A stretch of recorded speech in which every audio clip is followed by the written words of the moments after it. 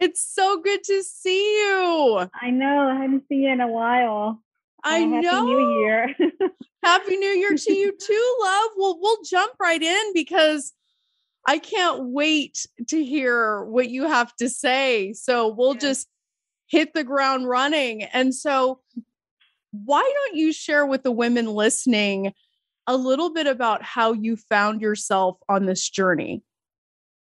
Yes. Well, it started back 3 years ago. I got married when I was in my mid 30s. So, always thought that, never saw that it was going to be a struggle because I had family members, they had children when, they were in their late 30s and 40s. So I never even saw myself or worried about anything, in this journey. I was very calm.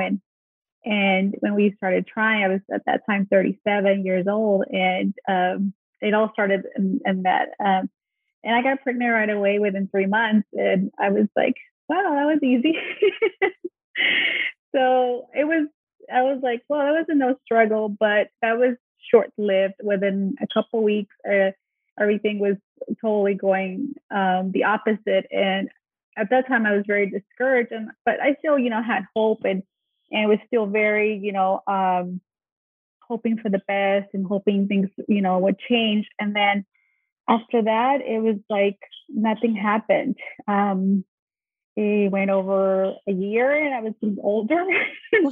And at that time, I was getting really worried because I was like, well, I'm getting older. And then every time I would talk to a doctor or any medical professional, they were like very skeptical. And it was the first thing they were like, probably you're going to have to try fertility treatments based on your age, and and when I would tell them, my desire to have, have a child naturally, they would be like, yeah, pretty much at your age, the best thing is to probably you seek fertility help. So we kept trying, and then a year nothing happened. So it was like, okay, well maybe it's time to seek the professionals.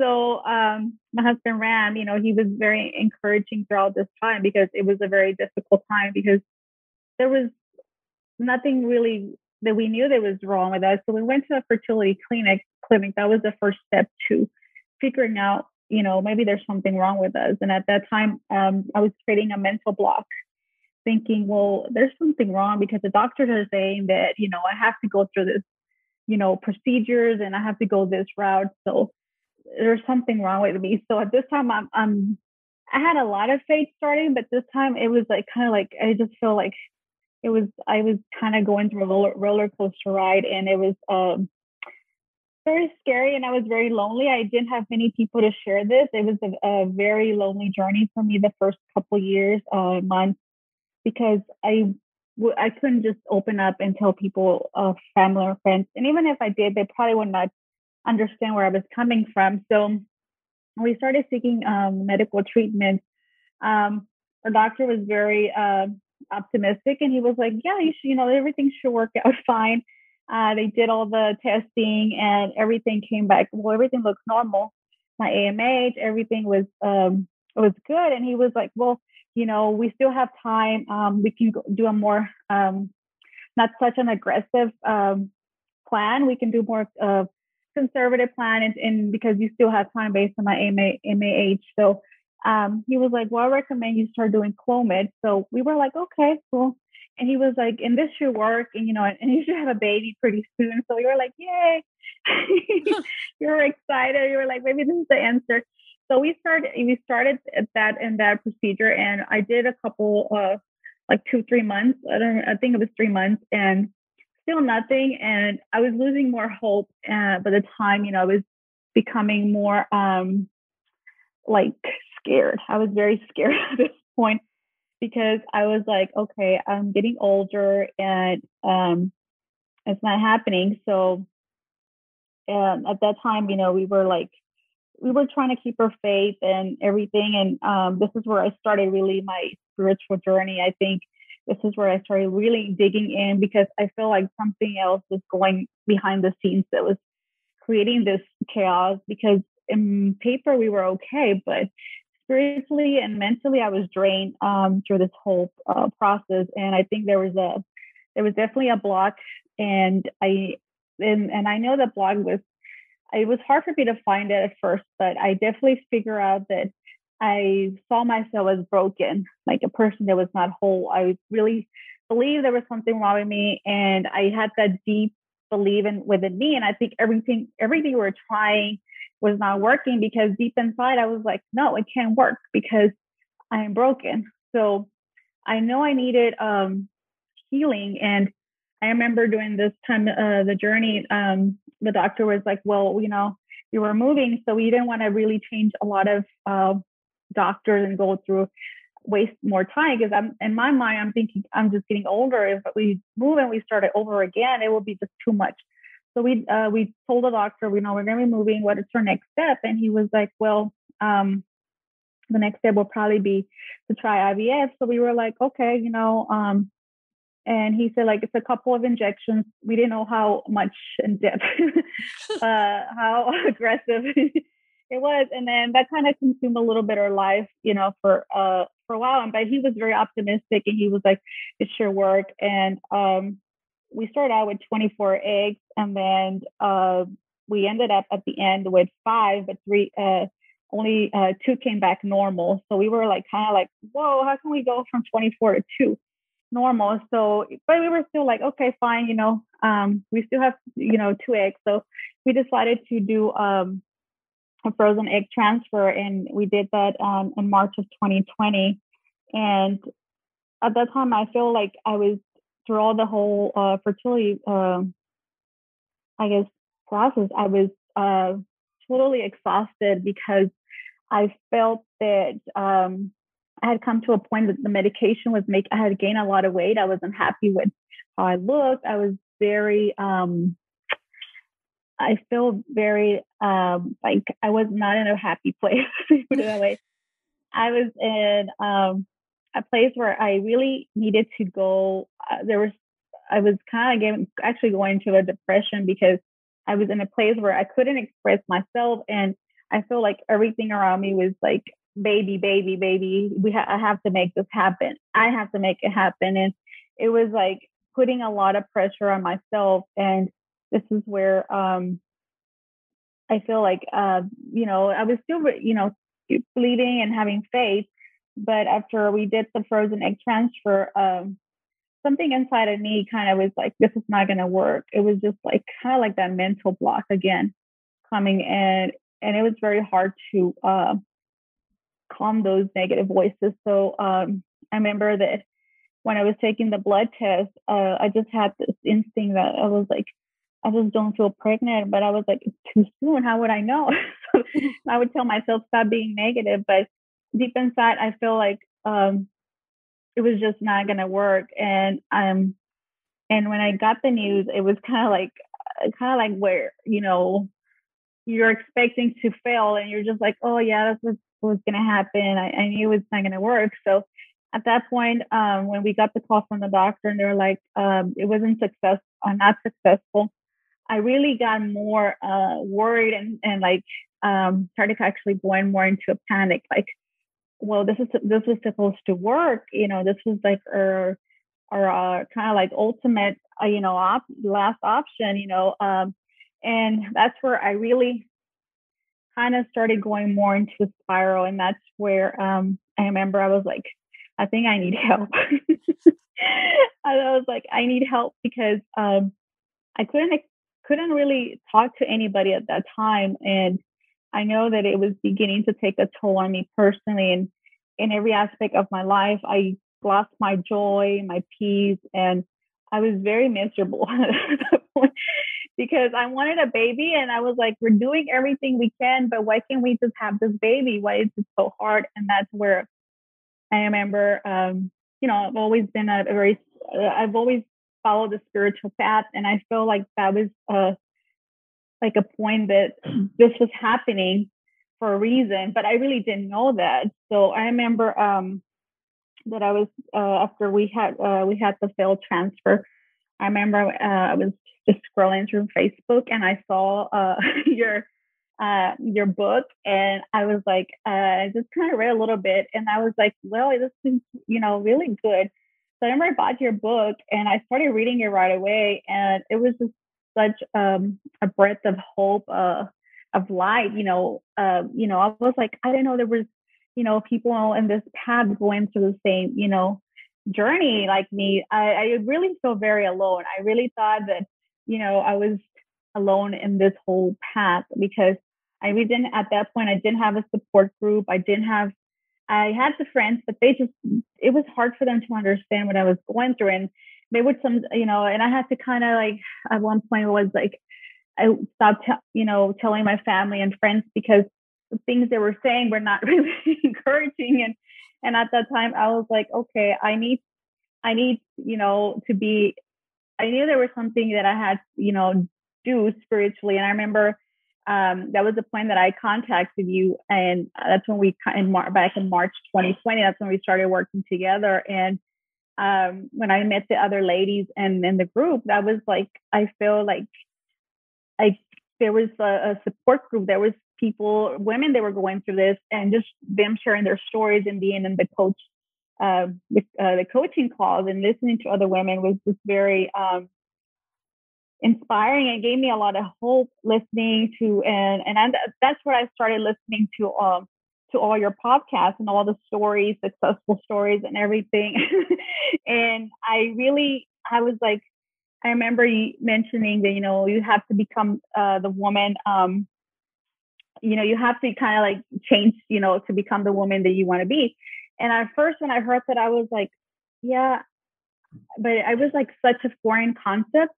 But I knew that I had to do the work. And that's where, when I started working with you, I remember you recommended a couple books. And one of the few that really, I feel were like an opening. Like, I feel like why was kind of like the whole, I saw like a bigger picture was like the Dr. Joe Dispenza books, which were, I'm trying to remember. I not read them, but I heard them through the audiobooks. And one of them that really is like changing the habit of being yourself. That was like, well, it was such a new concept, but I knew that I had to change my mindset. I knew that was where the work had to be done. And I remember really going back into that faith, that spiritual journey, and I started doing meditation. And that for me was like seeing everything from a different perspective, as a victim versus this is happening for me. And I remember you saying, this is not happening to you, it's happening for you. So when I heard that, I was like, how can that be? But then I realized, you know what, this is an opportunity for me to grow. And there were areas that I needed to open up, that they were wounded within me, that was causing all this brokenness, that and there was this block that was there. And then I that's when I was like, you know what, this is happening because I have to break through this negative brokenness and I guess self not believing in myself. I was like, it was like this subconscious belief that was causing all this. And that's where when I started doing the spiritual work, I started reading more like Bible scriptures, and I remember like holding my faith very strong, and I was like, this is gonna happen. I just don't know when or how. And that's where I started seeing more the possibilities of, I'm gonna have a child. And then it started changing. Even I started doing things that like self-care, things that I love, just taking care of myself. Imagine that, Connie. Imagine that. Well, so let's back it up, because I mean, you're dropping amazing bombs like left and right. I love it. So much wisdom. But let's talk about, you said something really interesting, and you said a lot of interesting things, but there was something that really caught my attention, and I think a lot of women struggle with, and that's the idea that IVF is the last resort. Like, if IVF doesn't work for me, nothing is going to work for me. Like, that must have scared the crap out of you. Yes, it did. It was very scary because we were giving a lot of like oh, it's gonna work. Everything looks good. You should be, be able to hold a baby, very soon. And we were like, kind of like, I don't know, like, I don't know if it's marketing or also, but it was like, you're gonna have a baby pretty soon. Everything is fine. So we were like, yeah, but deep inside, there was, I wasn't complete and whole. There was like this brokenness that was there that couldn't get me to the next stage. No matter what I was doing, I just didn't believe in myself. And that was like the whole concept that I didn't realize at that time when I was going through it. I really had very little faith. My faith muscle was very weak. Well, but that's huge, Connie. I mean, mm-hmm. You are blessing so many people right now with that humility and that honesty, because a lot of the time on this journey, we figure, okay, I'm eating right, I'm getting all this treatment, and so many women miss this piece. Mm-hmm. And what you said is so powerful, because you knew something wasn't right. And you knew that if you did not address this block, things weren't going to work out for you. What was that like? I kind of, going back to the spiritual journey, I kind of knew that I was like, I was like, well, I was like, I go to church, I'm a good person. I was like, there has to be something deeper. And that's where I started going deeper to these meditations and spiritual work. And I remember like feeling this thing that God wanted me to release all this negativity, all this box, because in order for me to go to a higher level, to reach that higher elevations, I was blocking myself. So when I started doing the meditation, I also, I started doing hypnotherapy, and I started doing acupuncture, and I started doing all the everything. And it was a process. It did not happen overnight. It was like you were mentioning, the eating right, because I wasn't eating a lot of things right. So it was getting back, doing a lot of extra working out, but being healthy also. But I knew that the work, when I was more, it was up somewhere in my subconscious. Right. It was a block there that was holding me. And I remember also doing the work was like, that it was such a big obstacle, but it was not impossible. And I remember like going into reading the Bible scriptures. I remember and saying, this is God's word and this is the truth. Everything else is not, it's just make believe, it's fake. So I had to do a lot of work and having to kind of like, and I remember writing these scriptures down, and I would say them pretty much once or twice a week. And I would start saying also positive affirmations. And it started out like that because it has kind of like the mind has to, it's kind of like we have to repeat these things in order for our mind to start kind of grasping. And there was a lot of powerful meditations. I remember even just having this affirmation in my head. I have a baby growing in my belly. I have a baby growing in my belly. And I would just keep saying stuff like that. And my mind was just kind of like, be like, okay, yeah, you do have a baby growing in your belly. So it was like these things. Yeah, I mean, and that's the thing, because I remember our very first conversation. And I remember, you were there every single week doing the work, applying what you were learning, asking questions.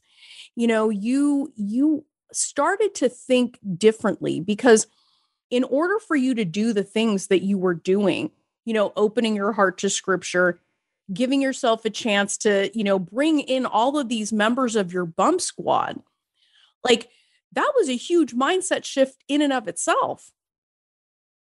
Yes.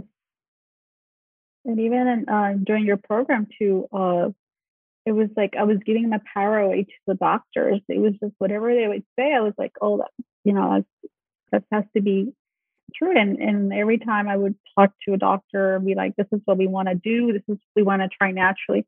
They would be like, well, based on your age, I would suggest you get on fertility treatments. And it was like, but that's not what I wanted. Deep in my heart, I wanted to have a child naturally.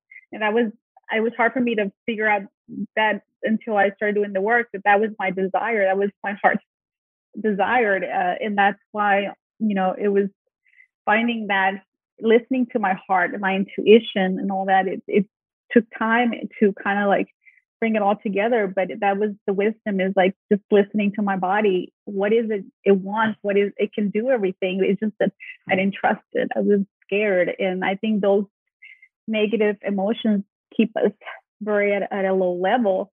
And even when I was doing the work, I remember I was going to go for the second embryo that we had. And I feel like, oh, this is it. I'm doing a lot of the work, but deep inside, I still wanted to have a baby naturally. That was my heart's desire.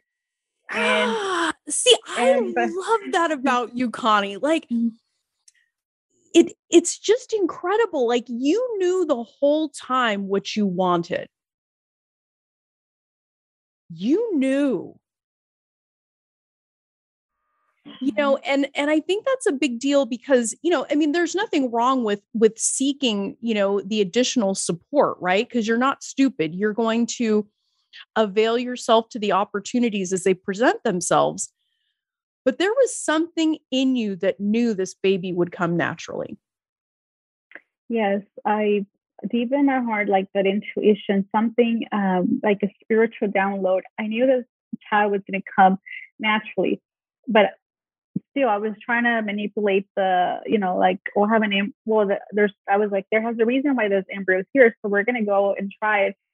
But, and I know it's different for everybody, but when I would go to the fertility clinic, I would always feel like I'm here because I'm broken, because I can't do this, right? But it was like a subconscious thing. I'm here, there's something wrong with me. Why do I need assistance? So that itself always kind of like pushed me into thinking, I'm here because of that.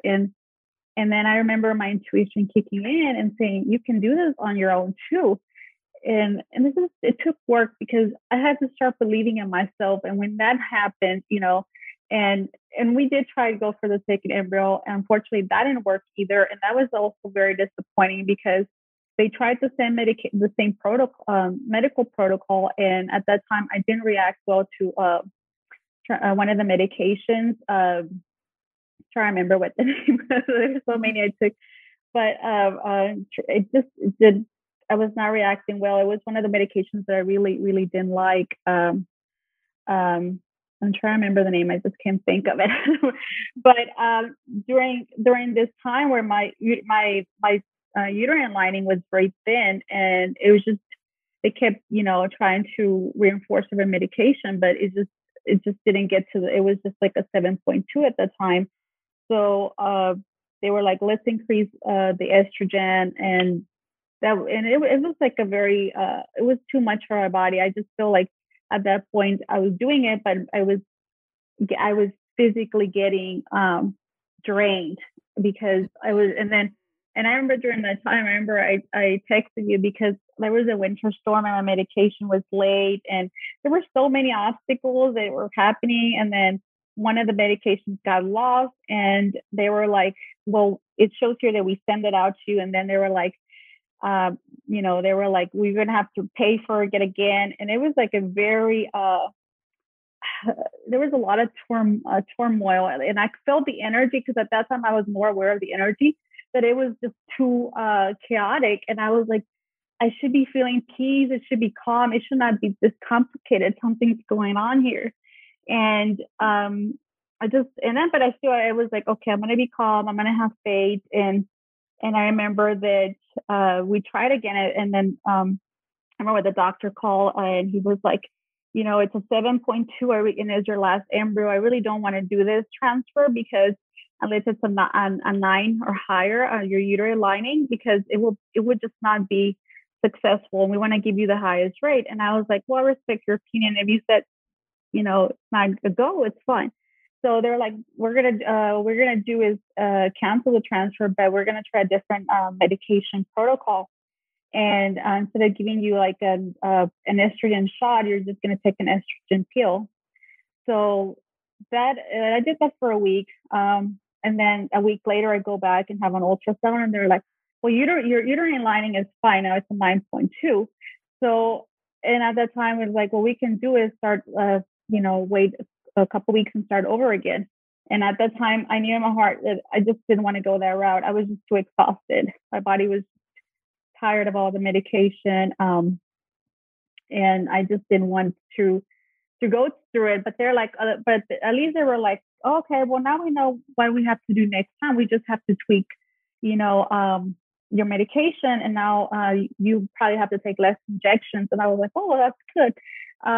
And I remember during that time we were still coaching, and I remember I was disappointed. And I was like, well, I was thinking to myself, well, I did all the work, but but then I was thinking, that wasn't what my heart really desired. It was just kind of going with my reasoning mind, what was logical. It was like in my mind what was the right thing to do, but in my heart I knew what was the right thing to do. And that's where I kind of like was like, you know what, I'm gonna listen to my heart.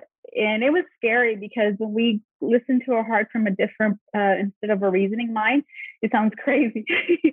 But well, yeah, but see, this is huge, Connie, because what you've shared with us up to this point is, look, you were doing all the things. You were doing all the things. And as your coach, I know you were doing all the things. You were showing up, you're doing the work, you're shifting the way that you think, you were adding to your bump squad, you were taking people out of your bump squad, you were building that faith, you were building that trust. And it all brought you to this point where you got to choose. You got to choose to trust yourself or to live in fear. What was that like? And that's when I kind of let go. Imagine that. You did the thing that everyone claims they want to do. Everyone says they want to let go, but they don't really until they learn how. And you clearly learned how. Yeah. So let's talk about that. Let's talk about some of the things that you saw changing in you that helped you let go. I realized that I was holding tight, that I was holding very tight to this desired, and I didn't want to let it go. I feel like if I was holding to it, I'll make it happen.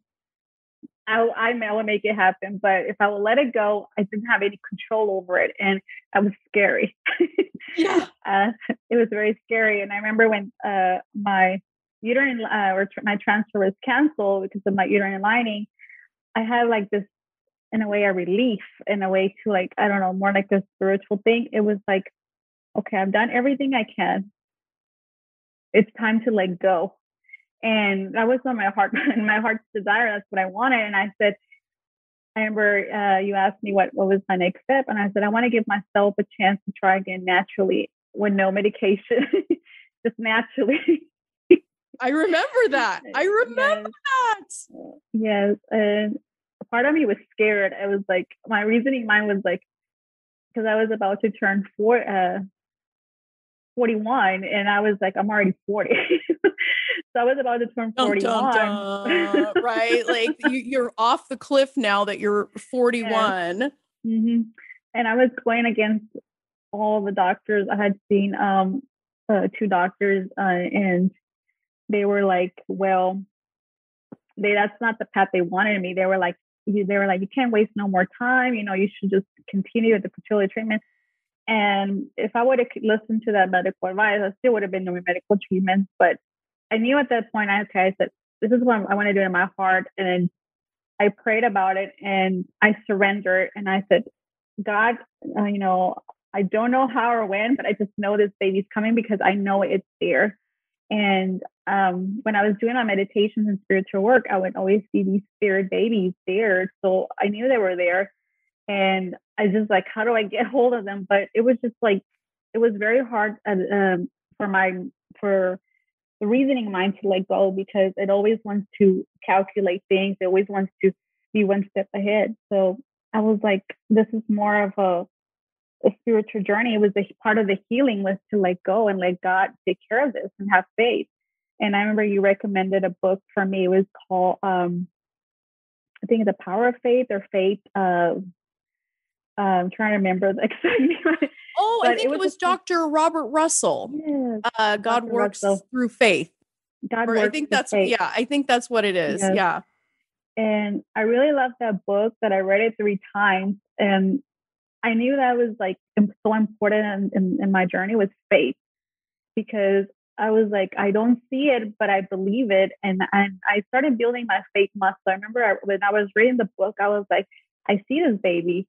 It's here already. I can, I feel it. It's here. I believe it. And I got really pumped up, and my faith was just like at a different level. And I remember like we talked in that doing the what Dr. Joe Dispenza talked about, being in the 5D or these high emotions. That I remember practicing that and being like, my baby's here, like getting those emotions high up and getting my joy back. I started doing things that I love. And during that time, Ram and I were planning to go on a vacation, and we were like so excited. And I was like, we wanted to do this a long time ago, but we just didn't have the time. And then COVID, but there was like a little window that opened up for us, and we were like, it was just perfect. And we were like so excited, and I didn't have that pressure, like, oh, I need to have this baby. I was like, I'm going to enjoy my life. That was like kind of like a promise I made to myself, was like, I need to let go of this,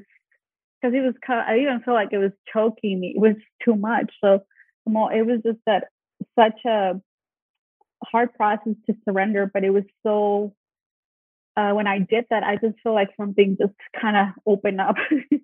Like, you bet it did.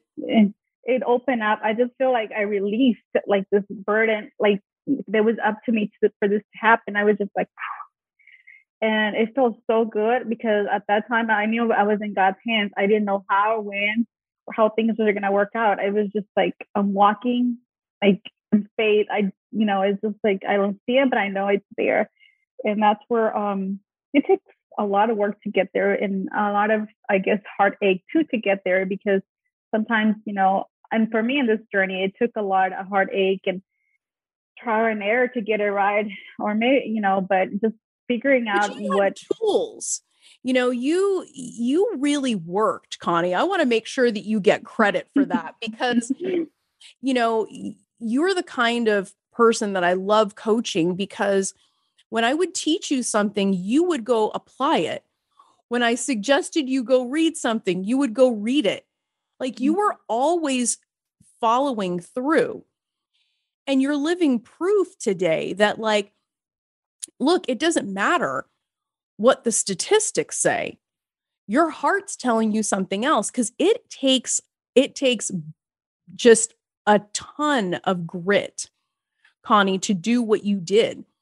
When you said, you know what, I'm going to allow myself to have this baby naturally. Most people are too fucking scared to take that leap. But you did, and you did the work. Yes. And I remember asking you, like, is there anything else I'm missing? Because I was doing all the work, and I was doing so much work. And I was like, I just wanted, I was just so, didn't want to miss anything. I just wanted, I was so dedicated to bringing this baby, and it was in my heart's desire. And I was like, I'm here, and I don't want to have any regrets, when I'm 80 or 90, that I didn't do something that I'll be regretting it. So I was like, yeah. Well, so tell us what happened as a result of you being willing to take that leap, because something rather just miraculous happened. Yeah. So I decided that this was I think that our last coaching call was in June or May. I don't remember, of 2021, last year. And I remember like mentioning that I was going to try naturally. And part of my heart, it was interesting, but kind of happy. It was like, part of me was so excited, but and it was like, my brain was like, I don't know. But it was like part of the spiritual path was like so open. So it was such like a peace. I had peace. And for me, having that peace was a sign that I was on the right path. And I knew God was directing me, and my faith at this time was incredible. Not to brag about it, but I felt like my faith had increased, and I knew the miracle was going to happen. And so I was just going back to getting, like, I remember one of the things that I was deprived of was joy. So I remember like doing things I loved and just how it was before, before I started this journey. I didn't worry about, having a baby. I just was, having fun. So we go on this trip. We start in Amsterdam and then we go to Spain and Switzerland. And for me, it was just like, well, I'm just having fun. We were just enjoying ourselves. Another thing, I didn't drink wine and alcohol for a long time because, I was like, well, I want to be healthy. But on this trip, I was like, there were no rules. I was just, I was just drinking wine, having all these good breads and cheeses. It was just enjoying life. Gosh, Connie, you had gluten, you had cheese, you had wine. Whoa. Okay. And then what? Yeah. And part of me was like, oh, I shouldn't. But then I was like, you know what? I'm enjoying life. I'm in Europe and I don't get to have this every day. So I was just like enjoying, just being in the moment, enjoying and having fun. And I remember when we were in Spain, we went to a lot of the cathedrals and they had like this little, I think if you pay a euro or something, you can light a candle. So I remember lighting a candle in each, we went to 3 churches, and I remember lighting a candle in each church. And during that, I would close my eyes and just give like a little prayer and say, I am the light. And it was so, it gave me so much peace. It was just such an emotional moment for me because doing this, it was like, I was like kind of reminding myself that I was the light. And so, we were there for 3 weeks in Europe and just having fun. So I remember being in Amsterdam, coming back, ready to come back home. And I remember my intuition kicked in, but it was like very interesting how it kicks in. And it was like kind of telling me, oh, you're pregnant. And then my reasoning mind was like, no, I mean, it's just, maybe I'm just tired, jet lag but part of me was like, my intuition knew already. It had already kicked in. It was telling me you're pregnant. So we get back home and I'm feeling normal. I have, but I noticed my period was late and I have this tracking app and it was going crazy. It was like, so many days, and I'm thinking to myself, well, maybe I'm just tired from the trip. So I was like, I wanted to do things differently now. I didn't want to be too over obsessed. Like, oh, I had to go. So I gave myself some time. I waited 5 days and then finally I was like, okay, it's time for me to take a test. And so I go to the pharmacy to get a test and while I'm waiting, I'm like, my heart is like my heart is racing and I was like, whoa, So I finally, finally I got it's a positive. It says I'm pregnant, and I just let my emotions go.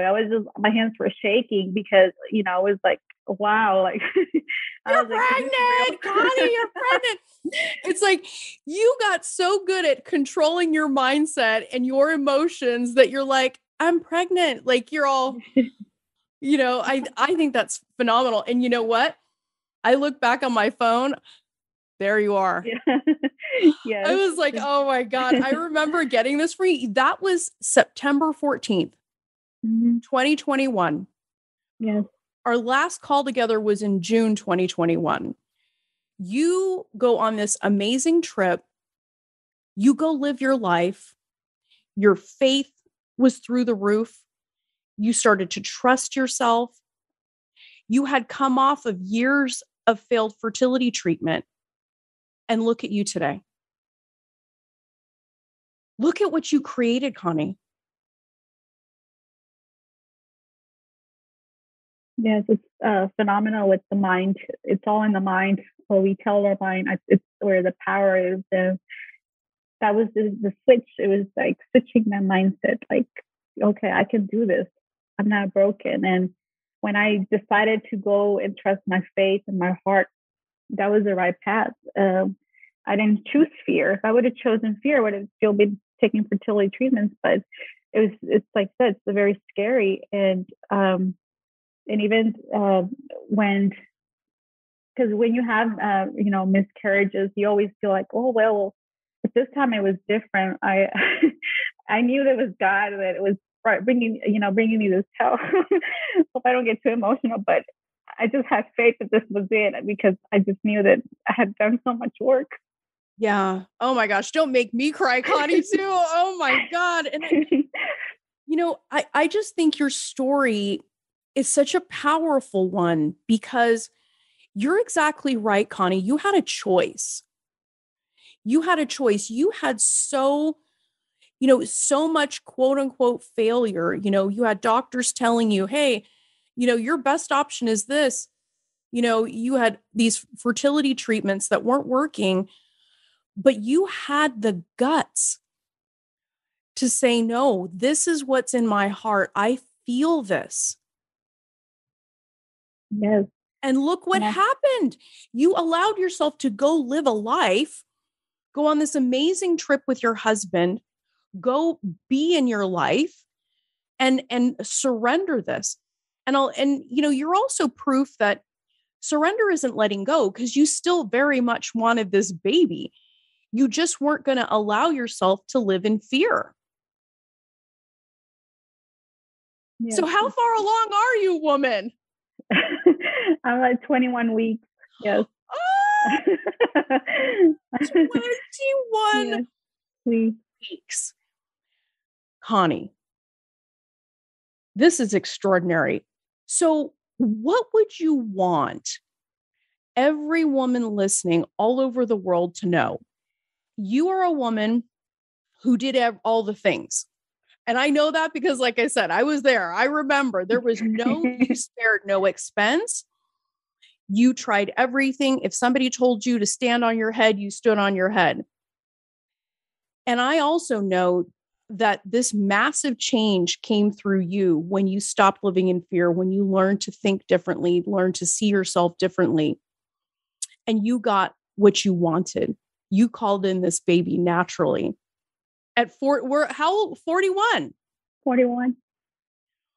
Wow. So what would you want these ladies to know?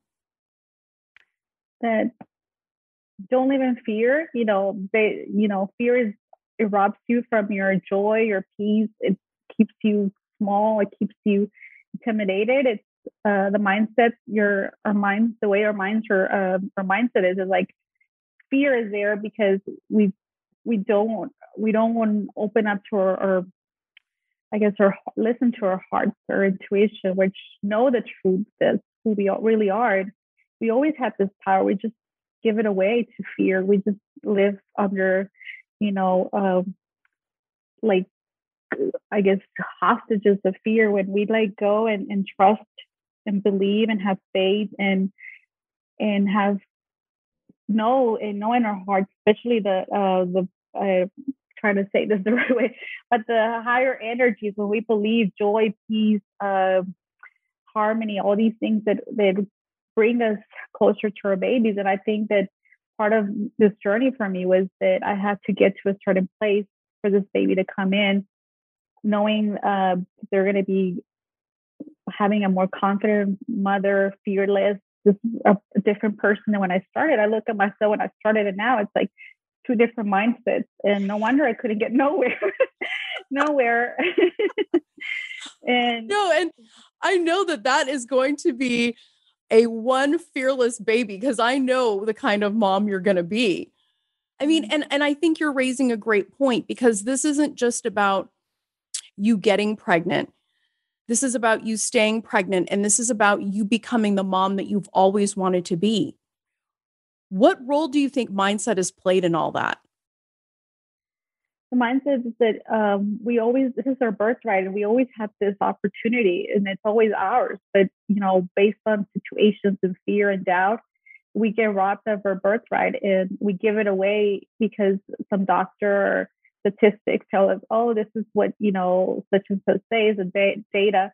But it's her birthright, and we have a right, and it's something that it's an intelligent force. I call it God, but it's there. It can do miracles. It can perform anything that's impossible for in our minds. It can do it, and we have to trust that. We have to believe and have faith in it, and let it do its work. It doesn't need us to be involved trying to manipulate things. We just have to let this higher energy and higher intelligence guide us, and it's there to support us and give us what's everything that's in our birthright.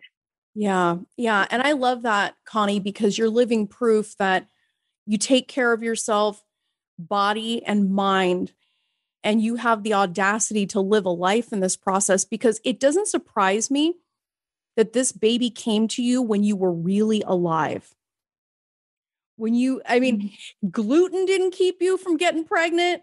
A glass of wine didn't keep you from getting pregnant. Cheese, travel, all of the lies that we tell ourselves. We like to think in such either or concepts as opposed to having it all.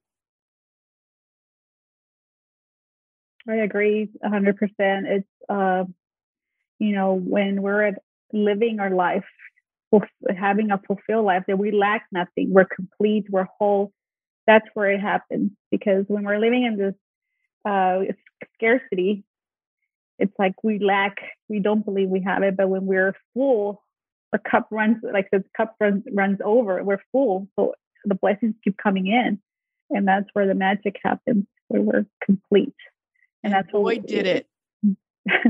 Boy, did it. Oh my gosh, Connie. Well, thank you so much for sharing your story with all of the women listening, because you're just giving us so much concrete, so much to work with here, that look, you can trust yourself. It doesn't matter what anyone else says. It doesn't matter what the statistics say. It doesn't matter how many times you've failed in the past, or really how old you are. You get to make a decision about how you're going to live this journey, and you can decide to trust yourself, because the payoff, as we see in your case, is grand. So thank you so much for sharing that, Connie. I can't tell you how amazing it was to get that text from you. When I saw that, I leaped out of my chair. I think I even called you. Yes. It was like, oh my God, yes. Connie. So yes. Thank you for the blessing of sharing your story, Connie. And I know that everyone is sending you so much love and blessing you, blessing that baby, and blessing that amazing husband of yours. So I can't wait. I can't wait for you to keep me posted, baby. Yes. And thank you, Rosette, for sharing this, and bringing hope to so many women, because it can be a very lonely, process, but, knowing that there's people like you, full of energy and love just to give, it's just amazing. Thank you for what you do. You're so welcome, love. You made it very easy to do. So thank you so much for being with us. Thank you. Love this episode of the Fearlessly Fertile podcast? Subscribe now and leave an awesome review. Remember, the desire in your heart to be a mom is there because it was meant for you. When it comes to your dreams, keep saying hell yes.